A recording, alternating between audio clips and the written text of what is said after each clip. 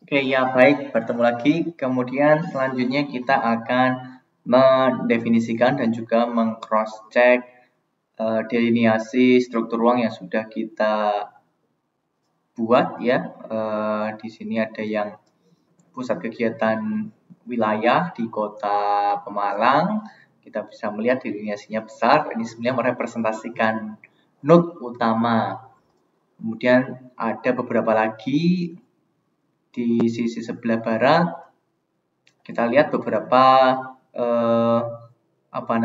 PKW itu melintasi beberapa wilayah kecamatan ya. Kemudian ini juga ada pusat kegiatan lokal. Kemudian di bagian selatan juga ada pusat kegiatan kawasan di sini. Namun perlu dicek pula di kondisi existing RT RW kabupaten ya untuk melihat secara jelas karakteristik struktur ruang existing.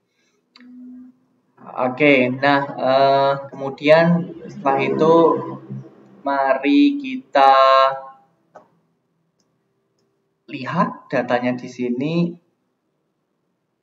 Nah, kalau kita lihat ya yang pertama yang harus dilakukan teman-teman adalah memanggil ulang ya atau memvisualisasikan beberapa fasilitas mulai dari pendidikan, kesehatan, transportasi, dan juga fasilitas kesehatan dengan simbol-simbol yang berbeda di sini. Simbol dan juga ukuran poin yang berbeda. Nah, di sini kita lihat untuk delineasi struktur ruang di Kota Pemalang, kita melihat ya ada rumah sakit di sini 1, 2, 3, 4, kemudian ada SMA dan juga ada pasar termasuk ada pasar induk di sini, pasar pagi, ada pasar kota juga dan ada rumah sakit umum daerah. Nah, ketika beberapa fasilitas ini membentuk suatu agregat ya atau klaster yang mana tingkatannya itu melayani skala kabupaten, maka kita bisa mendefinisikan ini sebagai pusat kegiatan wilayah. Kita lihat ya, tabel nanti diberikan struktur ruang, ini pusat kegiatan wilayah. Kemudian yang ini apa ini? Ini ada pasar, kemudian ada 3 SMA. Lalu mungkin kalau hanya beberapa fasilitas seperti ini kita akan mungkin juga bingung ya untuk melihat existingnya. Kemudian kita lihat peta citranya, peta permukimannya di sini. Bisa dilihat di belakang ini meskipun agak saya transparansi ya, ini ada permukiman-permukiman. Kondisi seperti ini kita bisa menerka kawasan di sini ini merupakan atau kawasan ini memiliki center yang berupa pusat kegiatan kawasan. Jadi kita bisa memilih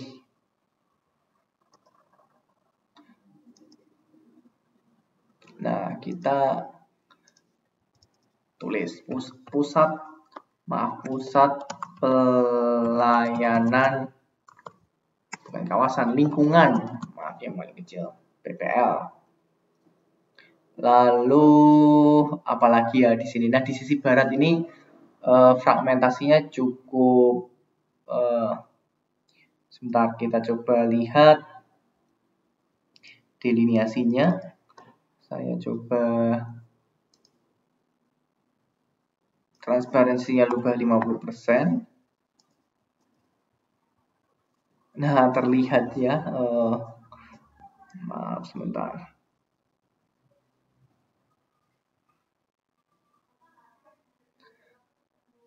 Kita coba sebentar. Mana ya yang ini? Oke. Nah, kan bisa dilihat ya permukiman pedesaan ya sedikit perkotaan ini terfragmentasi di antara sawah-sawah ini juga. Sehingga ya sebarannya kalau saya bilang sih ya agak sedikit sprawl ya. Namun nggak apa-apa. Ini juga ada puskesmas, ada SMA, ada pasar.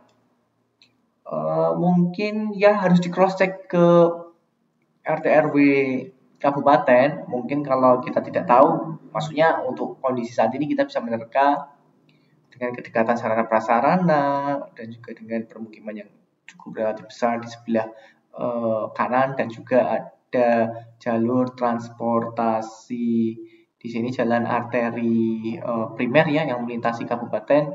Ini kita definisikan sebagai pusat kegiatan lokal ya. Atau nanti rencananya bisa menjadi pusat kegiatan lokal. Yang ini pusat kegiatan, pusat pelayanan lingkungan.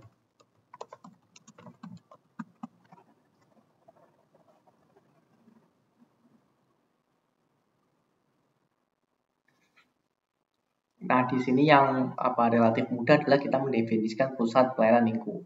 Pusat pelayanan ya lingkungan ya yang paling kecil hierarkinya.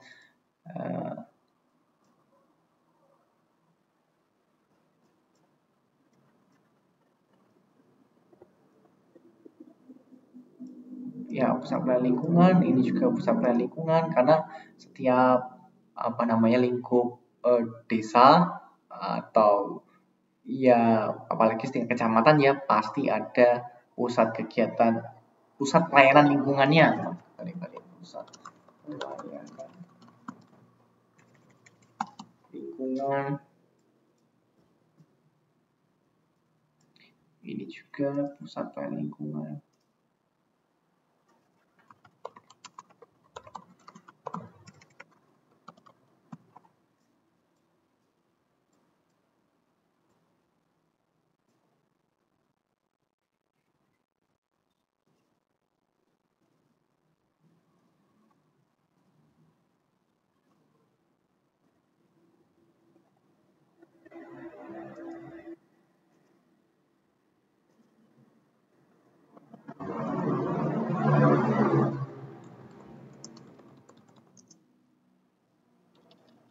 Pelayanan lingkungan.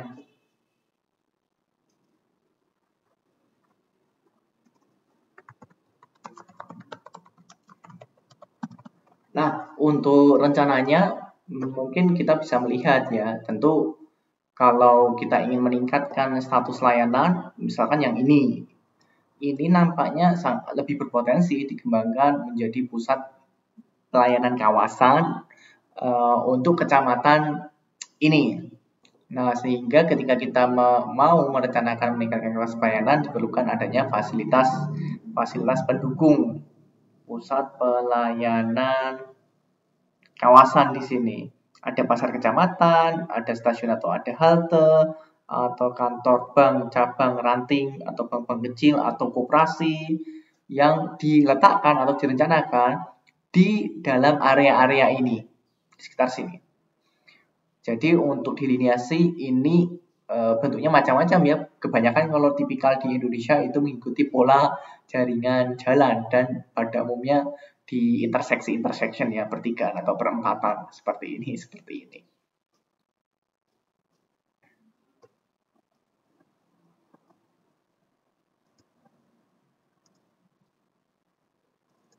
Ini pusat pelayanan kawasan.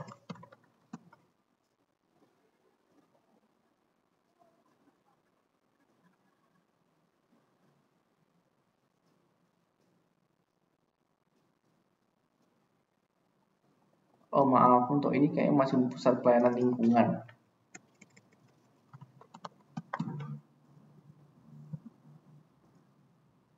Ini pusat pelayanan kawasan.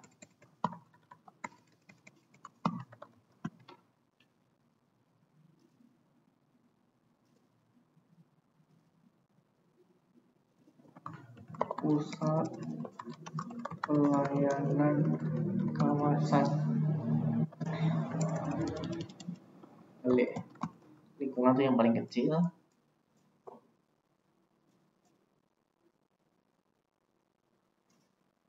Nah, ini pusat pelayanan. Pusat pelayanan kawasan.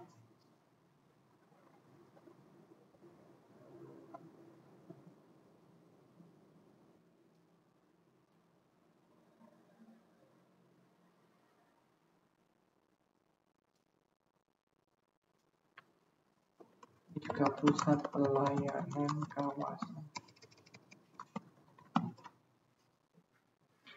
Oke ya, semuanya coba kita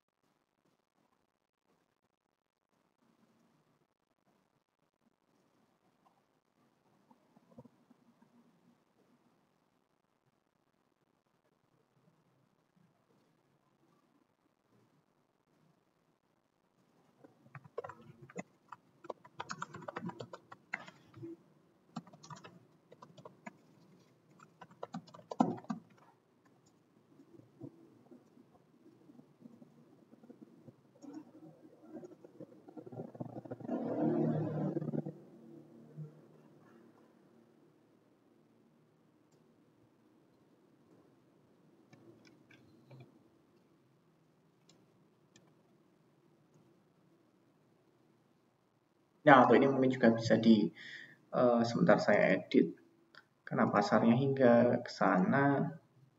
Nggak apa, kita perpanjang saja.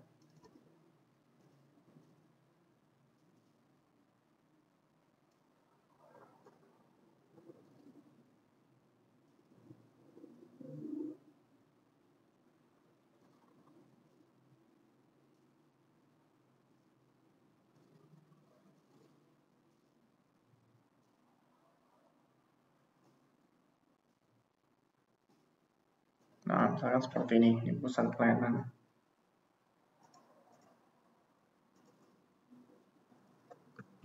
Pusat pelayanan kawasan.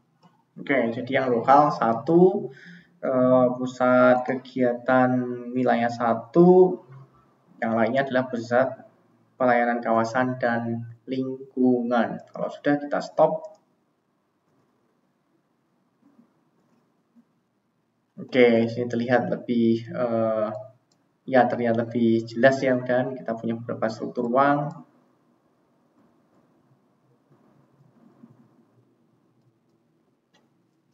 Kemudian mungkin juga kita bisa menambahkan informasi luas.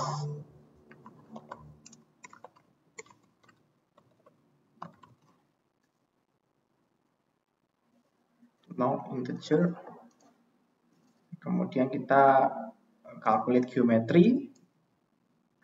Ya, area ya, ini koordinatnya kalau di daerah Pemalang ini masih zonanya 49S. Areanya kita menggunakan hektar.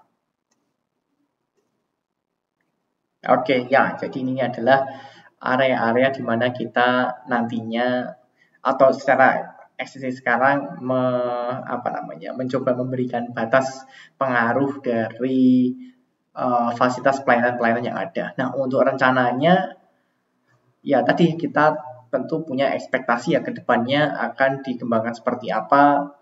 Kalau kita lihat potensinya pusat kegiatan lokalnya bisa bertambah ya di bagian selatan ini. Kalau kita lihat dari kedekatan, bisa jadi yang ini ya bagian sisi selatan di kecamatan, kita lihat di kecamatan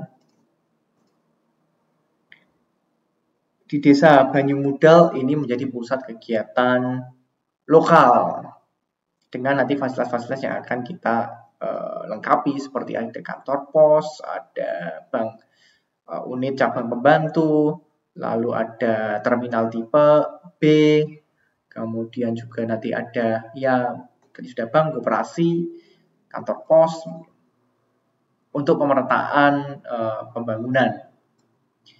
Oke ya, kurang lebih seperti itu tadi kita melakukan analisis struktur uang, terutama untuk pembentukan node.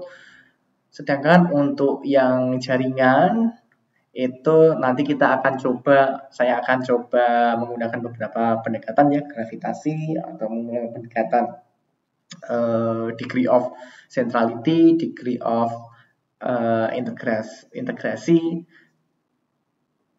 dan semacamnya. Namun kita harus membersihkan dulu topologi dari jaringan jalannya. Oke, baik Bapak Ibu, semoga ini dapat membantu. Untuk yang analisis kota hampir sama, hanya saja kalau kota kita perlu memperhatikan ada 3 kelas ya, atau juga kita bisa bikin 4 kelas. Ada pusat pelayanan kota, sub pusat pelayanan kota, dan pelayanan lingkungan, baik skalanya kecamatan maupun skalanya kelurahan. Baik, terima kasih Bapak Ibu, selamat mencoba.